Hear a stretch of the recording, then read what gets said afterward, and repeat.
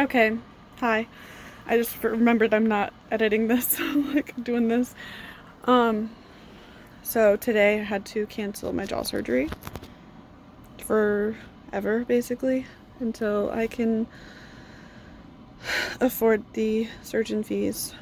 So, pretty disappointing. Um, but it's for the best because um, I'll be able to finish the hotel and um, have more time to get the money together. Um, I just don't want to be in pain anymore. And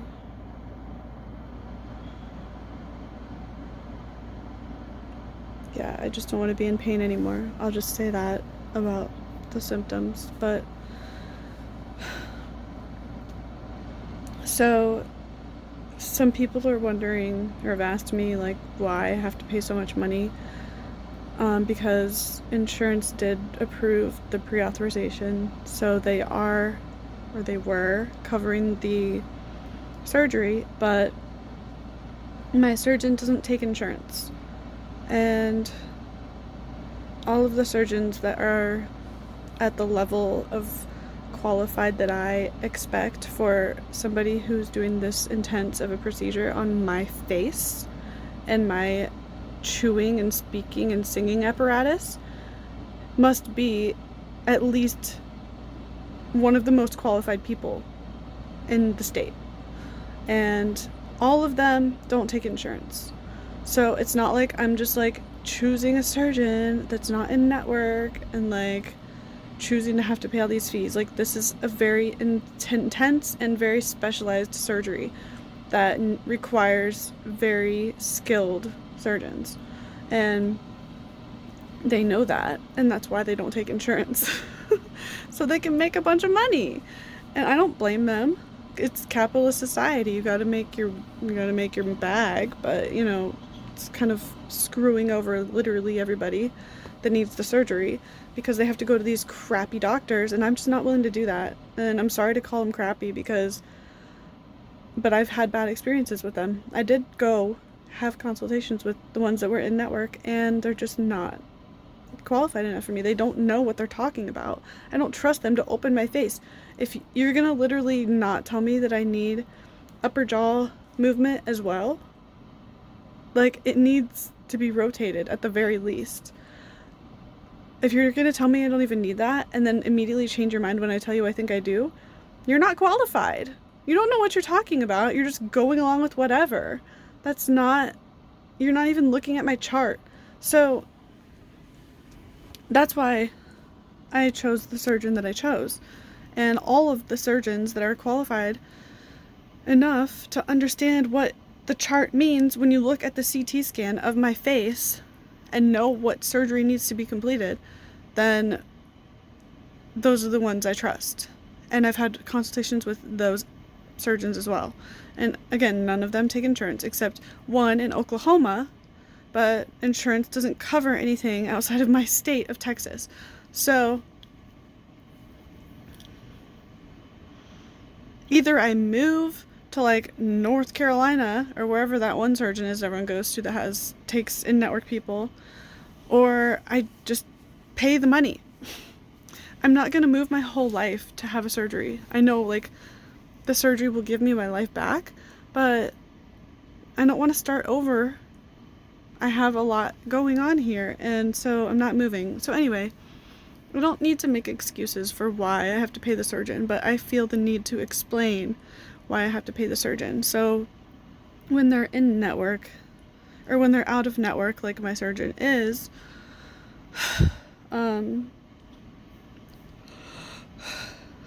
sorry, I had to breathe. The surgeon requires you to pay everything up front, and then your insurance will possibly reimburse you for the surgeon's fees, whatever they would have paid for the surgeon's fees, which is usually like way less than the surgeon actually charges. So I have to pay that, and then I have to pay my deductible of my insurance, which is $8,000, but I've already paid like $4,500 this year towards it, and like prescriptions and lab tests and all the stuff the insurance doesn't cover because it goes towards my deductible, which is stupid. But for this case, it was good because I only had to pay like $4,000 more to meet my deductible, and then everything else for the hospital was covered. So now I'm probably gonna have to wait till next year and pay the full $8,000 of my deductible. And hope that they'll pre-approve it again, because I have to get another pre-authorization is what it's called. I have to get another one of those when I schedule the surgery again. So I'm upset, obviously. I'm tired of holding my head up. But like literally and figuratively, like I'm tired of being in pain, tired of not feeling like I can breathe. I want to breathe, I want to sing, I want to feel good, but I believe that it'll happen. You just have to wait a little longer. And there's some positives, like right now I've been traveling around, like I'm in a different environment now. I'm in our company RV at the hotel, supervising that while we work to get it done. Sorry, I keep yawning because I'm so exhausted. I've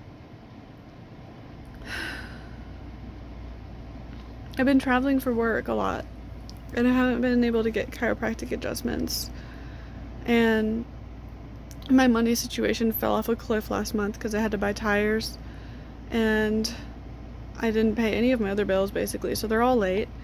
And so I need to fix the financial situation. I need to get back to the chiropractor every week because I want my bones to be aligned properly, because he adjusts my cranial bones when I go, and I want all of those bones to be perfectly aligned before I go in for the jaw surgery. And also I wanted to do research. Sorry if you can hear the heater in the background. I'm not turning it off. It's cold outside. I want to get, if you know what a sphenoid bone is, probably not. There's a bone that's like in the middle of your face, like behind your nose, like the middle of your face, right here, but inside, like deep. And it's called the sphenoid bone, and you can't really access it from outside the face. So there's people that can like look at it and see if it's crooked or twisted in some way, and they can adjust that bone. And my chiropractor, I was talking to him about it, and I was like, I really have a feeling I need my sphenoid bone fixed. And he was like, well, yeah, I think that the sphenoid bone is the most important bone in the body.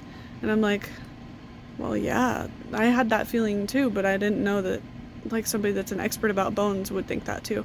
So that just confirmed for me that I need to get that done, and I haven't, and I wouldn't have been able to before the November 9th surgery date. So it must be much more important than I thought. I mean, I knew it was that important, but I just haven't made time to research it and find somebody to do it. So I guess I need to do that, and that should be my number one priority, to find a sphenoid bone person and then get back to the chiropractor. I'm sorry, I like literally can't control my yawns. I'm so tired, and I don't even, like, I didn't stay up late, I didn't do anything, I slept plenty. I'm just tired all the time because I can't even stay awake. I had to drive 3 hours multiple times, like to Dallas, and then to San Angelo, and then San Antonio, and to San Angelo, and Austin, and like I cannot stay awake ever. Like I feel like I'm a narcolepsy person, but nothing against people with narcolepsy. I can't stay awake. So I mean, obviously I can stay awake, but I feel very tired all the time, and I don't like that. But anyway, I'm listing the positives of not having the surgery when I was supposed to, or what I was Oh my gosh, I'm so done with yawning. No more yawning. Listing the positives of not having the surgery on the 9th. So the sphenoid bone person, the chiropractor, and also like wrapping a bow around our 2 projects that we've been working on. The hotel and the house, and tying them up in a little bow and finishing them and handing them off to whatever, the world, or to the general manager for the hotel. Like, yeah, renting out the other one. Okay, I guess I'm just gonna accept that I just continuously yawn. Okay. So I'm almost done, I think, updating. Other positives. It did feel a little bit rushed because I had to come to San Angelo with the hotel to like do stuff, and I was gonna get home on the 5th, I think, and I would have only had like 4 days to prepare for surgery, and my house is a complete disastrous mess, and I also wanted to rearrange my house, and I also wanted to clean it up. So there's just a lot of things that I wanted to do or felt like I needed to do before surgery that I didn't get to do, and so maybe that's why it didn't work out for me to have it on the 9th, and I'm trying to be okay with it. It's just like the worst part is just the part that I try to ignore every day, and that's how I feel physically. So just I'm still gonna ignore that in this video because I can't talk about it because it doesn't exist. It doesn't exist. I'm healed. I'm perfect. I'm healed. I'm perfect. All right. So hopefully I can reschedule the surgery in December. That would be like ideal. So I can still have the deductible half paid. But if not, then it'll be early next year, hopefully. That's the goal. I can't control the odds, I'm sorry. Yeah, I guess that's it. I'm sad, but I understand why, and I feel like this is what's best, even though I'm miserable. This is what's best in the long run for me. So yeah, I'm gonna get off before I start crying. And please donate to my GoFundMe, link in the description. Bye.